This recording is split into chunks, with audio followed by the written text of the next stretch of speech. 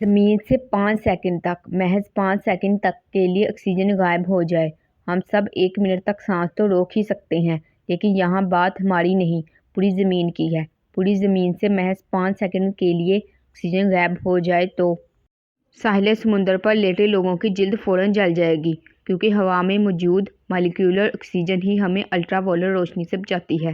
دن کے وقت آسمان کالا سیاہ ہو جائے گا، اندھیرا پھیل جائے گا، کچھ دکھائی نہیں دے گا۔ دھات سے بنی تمام وہ چیزیں جو الگ الگ ہیں فوراً سے پہلے ایک دوسرے کے ساتھ ویلڈ ہو جائیں گی، جڑ جائیں گی، کیونکہ ہوا میں موجود آکسیجن کی تہ ہی انہیں آپس میں جڑنے سے روکے رکھتی ہے۔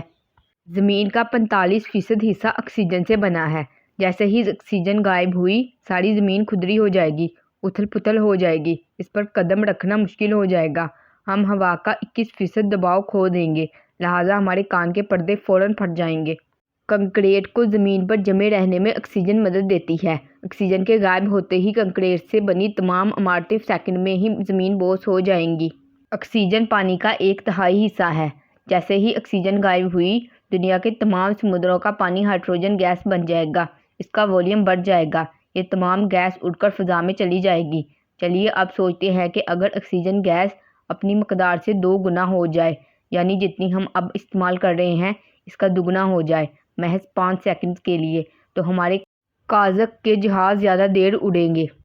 گاڑیوں میں موجود پٹرول زیادہ دیر تک چلے گا، ہم زیادہ خوش اور زیادہ چالاک ہوں گے۔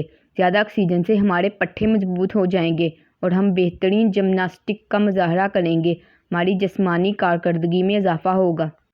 لیکن زمین پر دیو قامت حشرات گھومیں گے۔ یہ کوکڑ، لال بیگ، بچھو، چھپکلیاں، سب کی جسامت اتنی زیادہ ہو جائے گی کہ آپ کو خوف آنا شروع ہو جائے گا، کیونکہ حشرات کی جسامت کا سائز فضا میں موجود آکسیجن کی مقدار پر منحصر ہوتا ہے۔ تو دیکھ لیں کیسے ہمارے رب نے ہر چیز کو مناسب رکھا ہے۔